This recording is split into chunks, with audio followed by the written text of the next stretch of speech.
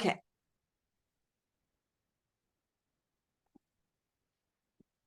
Hi, Donna. Welcome to the Magic of Midlife, and thank you so much for agreeing to come and present to people watching about your old book, because you are one of my favorite authors. The book is Balancing with Bunions, and to quote you, let me just find it here. It's a story of untangling the knots of life and finding firm foundation by returning to my roots. And the reason I love the book is because of your vulnerability in the beginning about sharing your story from before midlife, I'm guessing, growing up in Paris and finding your roots. So we're looking here for your old story. What's your old story? And what was the pivotal point to go into where you are now? Because I know you've got another book coming up. Which Oh, thank you. About. First of all, I got to say there's a little poing that's going on in my computer. People are going to hear that little poing that just, and I don't know what it is. I've got to solve it, but it's just a slight distraction, and I'm sorry about that. So what did you want me to answer about the pivotal moment? So in your book, Balancing the Bunions, you're talking about untangling life. So what was life that needed to be untangled for you? Okay, great. Thank you. Right. So you talk about me mentioning my childhood. And I think when we women get to midlife and before, once we start to really explore life and live what's called that examined life, or whether you're going to therapy or whatever your way of doing it is, you start to realize that there are patterns that have evolved in yourself as a result of just who you are temperamentally. I am a high energy person. I'm very spirited. I'm very emotional. I'm not a very reserved person. And so that's there. And then the other side of it is your family. And some people ask me, why did you put in that chapter about your family history going way back to when there were very strict ministers in your family line that were, in the 1700s? And I feel that our cells and our everything in us is part of that ancestry. And so I think that when people don't know their ancestry, it's a little sad. And when I was researching my family history, I found a website, a Sewall website, and I put that quote from that website with permission into my book, which basically essentially is saying that without knowing where we come from, we're lacking a lot. Mm-hmm. And so a couple of things. One is I had this introduction to my roots as a child, going up to where my great-grandparents' home was that I now own and run my yoga retreat. But also I rejected that for a while. I ran away to Paris and I acted out. And I do talk about that in my book. And I think that vulnerability is something that some people they won't go that far. Let's put it that way when they're sharing their story. And I think that some people could read that book. You and I were just talking before about people that we think might be a little bit self-centered or narcissistic in life. And I think sometimes we have to be a little self-centered in order to heal. And I just don't know if someone reads my book, if they understand it correctly, which the people who wrote good reviews did, that I'm sharing those vulnerabilities not to make it all about me, but because we all have vulnerabilities and secrets and even patterns that we may not explore, that if we did explore, we would be more healed. Mm-hmm.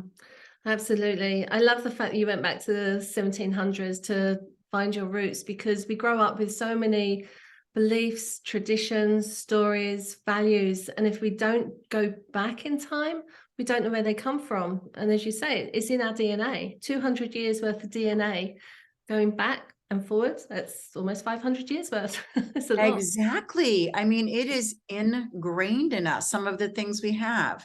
I mean, literally going back to like Nordic origins. My relatives came from England, but I think maybe originally Norway somewhat. And I think about kind of that warrior spirit. And my book also talks about one yoga in particular, which sometimes is called the warrior yoga, Kundalini Yoga, that I was really drawn to. And, it's not an easy task to really go deep inside and self-reflect. And as we were mentioning before we put on record, we all have blind spots still. So I am still at 68 years old, looking for my blind spots and looking to see where can I become more evolved and heal those wounds, which we all have. And particularly for me, I want to heal my wounds because I said something before we started to record and we couldn't remember exactly what it was, but I truly love working with people and being for people and helping them because I'm a person. And so I continue that. And I just think it's something that's really important. On an aside, because your core audience is midlife, I do want to say that I was interviewed by a magazine that's for midlife women when I was 50. And the woman asked me why I didn't stagnate. At that point, I had started in my new business, my yoga retreat, and had several different careers and, a couple of different marriages. And at that time I was happily in my second marriage. And I told her it was because I had fear. And she did not put that in the article. I think that fear can be a fabulous motivator. And yet it's also what causes anxiety and these things that people think are a big problem. Well, how about they were normal and we all have it, whether it manifests as a lot of anxiety these days or depression. To me, anxiety is like being really scared about the future, which I've had for many years, but I move forward anyway. And voila, things work out. Yeah. You just got to face the fears and do it. Yeah. And then depression, I don't really understand as much because I don't like stagnate, but that's what she was asking. Why didn't you stagnate? But the depression just stops people right then and there. And I've heard that that's anger turned inward. So I'm not sure, but all of those stem from something that's holding us back. Absolutely. And that interview you had when you were 50, and she asked you why you're not stagnating. That's the old age. That's what our grandmothers did. Now we've got so much to celebrate. And, going back to Ancestry, it shows our resilience as well, because we do have to face our fears, because we do make a lot of mistakes growing up. And that's what we're meant to do, because that's how we progress. I can remember I was referred to as selfish whilst I was looking after my mother. I didn't get it, but it's somebody else's perspective. And exactly, I probably was selfish because our energies are different. So it's really interesting. So midlife is a real pivotal point.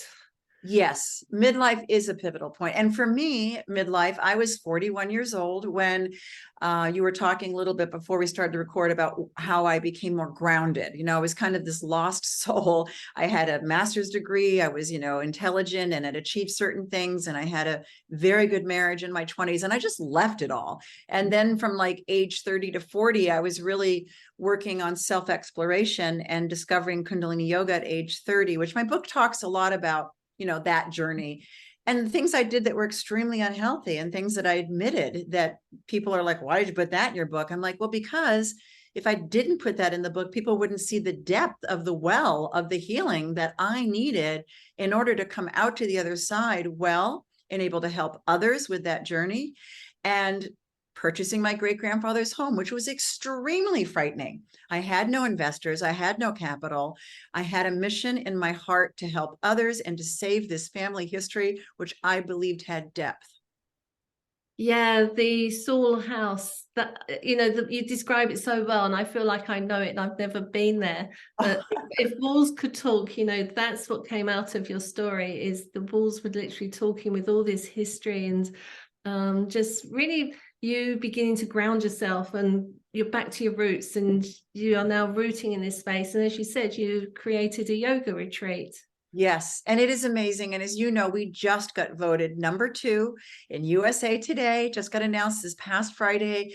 And that was a voter contest. So we are small and very customized. We're not like these larger institutions that were also part of this contest.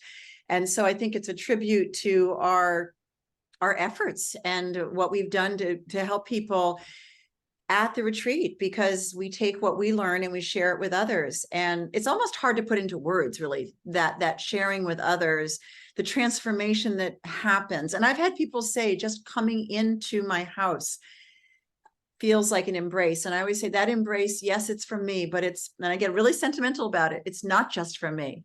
It's from my great grandparents and then my great aunt that had it before me, Aunt Nancy, who you know about because you read my book, and all the love and all the honor that's gone into that house. And that Theodore Roosevelt was a young college student who'd been deathly ill with asthma all his life.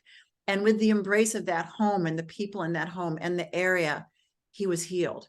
So we continue that tradition of you can heal yourself.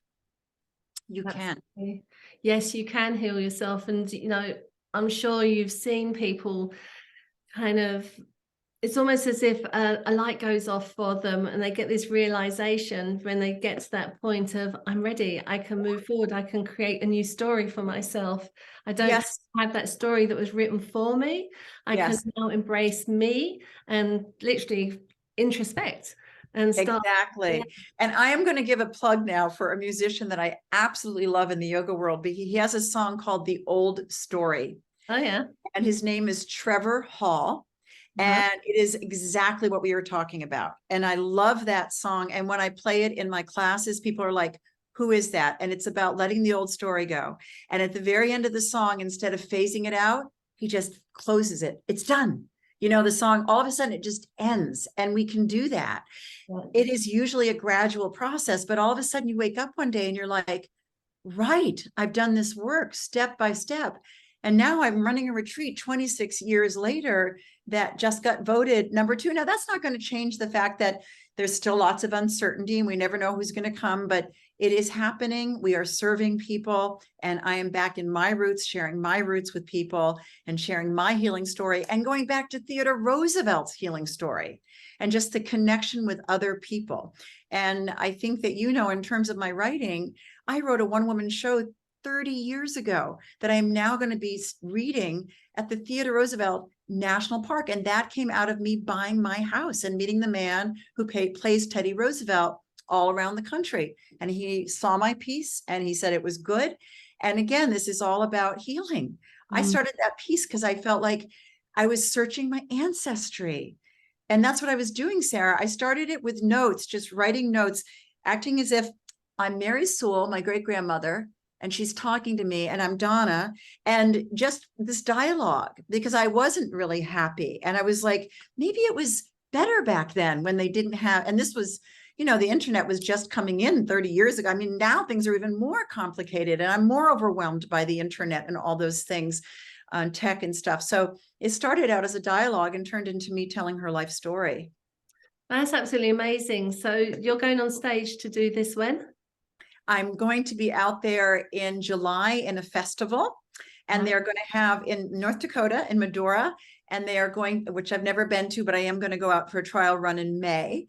And they are going to have 50 different men that play Theodore Roosevelt, and they always bring in someone that plays a different character. And so when he heard my show or read my show, then he said, wow, this fits in just perfectly. And he even said in the future, they might have some of their actresses perform it, because in the summer, they're always doing theater at the national park. That's yet to be seen. But again, when you were younger, I did that around midlife. I finished writing that when I was about 40, about the time I started. I was teaching yoga and trying to be an actress from age 30 to 40. And, you know, right around the time I quit acting, I had completed that piece. I did my reading of it when I was 40. So again, just pursuing what you feel is in your heart. And there was no venue for it. And I thought, actually, it wasn't very good, but I've always been one that wants to search. And I felt that was a great way to search. Yeah. What a fantastic opportunity to step into your grandmother's shoes. My great-grandmother, who I never met. Yeah. Great-grandmother's shoes, and have literally channeled her and then do this show at the Theodore Roosevelt Festival Hall. That's amazing. Thank you. Donna, you just inspire me. From the moment I met you, you've always been one of these people just full of inspiration, and it's never ending. It's like an onion. As I peel back a little bit more, there's more wow behind you. Well, that's very kind, but I just, I don't know what to say to that, except I just think working on life is what life is. And I think that maybe one of the reasons I got so attracted to Kundalini Yoga in particular, though I teach many forms of yoga, because if you approach yoga in its whole aspect, you are peeling. That's exactly what my teacher said. You are peeling away the layers of the onion. It's amazing how sometimes when you and I are talking, you say things that you don't even know you're saying that are part of the teaching that I've learned from. It's really interesting, but that is true. And I relish those teachings.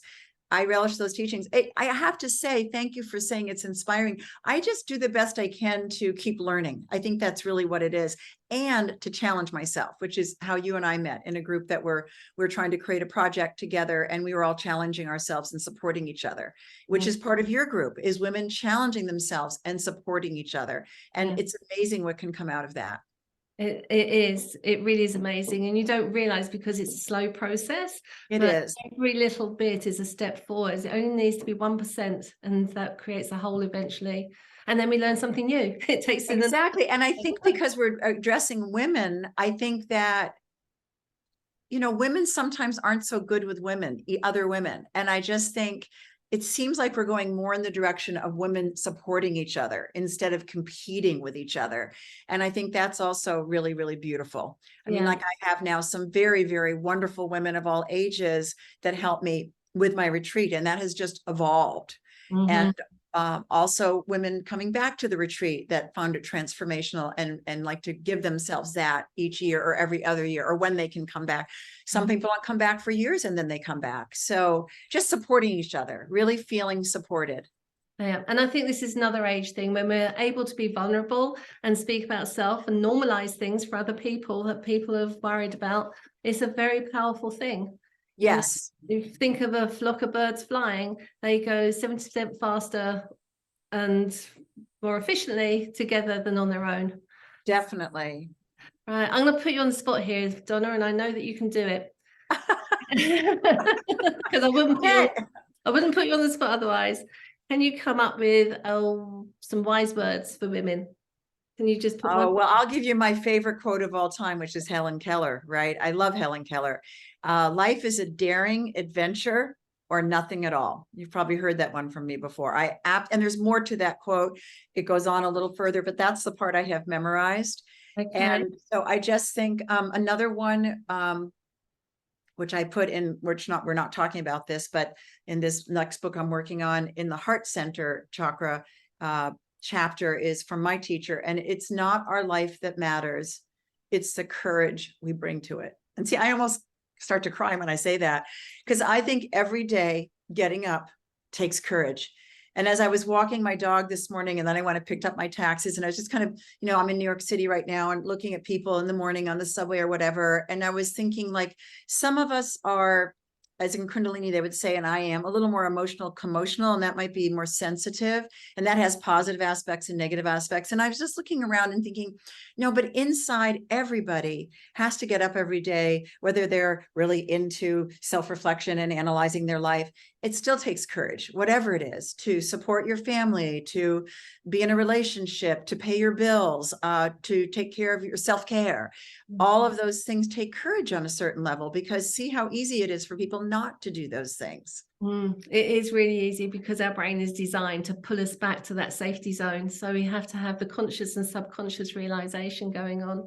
Exactly. And as in terms of putting me on the spot and words of wisdom, that's another thing that I really came out of my Kundalini practice is, exactly. Are we doing something constructive or something destructive? And that was like life-changing for me, because I was doing things when I was younger that I thought, you know, I think I needed attention and I needed love, and I was doing it the wrong way. And in the end, the ways I was doing it were 100% or more destructive. Sometimes they were fun, sometimes whatever, but in the end, they were not good for me, particularly on a soul level. No. And so that was what I realized was more important, is what was really going on in the inside, not what I was trying to get from the outside. Donna, thank you so much. And just to repeat the title of your book, it is Balancing with Bunions by Donna Sewall Davidge. Yes. And you can only get it on Amazon, but it is on Audible and it is on Kindle. And I actually do have humongous bunions. And if you don't know what they are, it's explained at the beginning of the book. So do we have pictures of your feet in the book? I have really buniony feet. Here they are. Oh, yeah. Bing. It helps you balance. I want to cut that out, but I think it's kind of funny. No, I'm not cutting anything out. Okay, Donna. Well, thank you so much. And I'll be seeing you in the next video. Sarah. Okay. Thank you for the opportunity. Bye, Donna. Bye. Bye.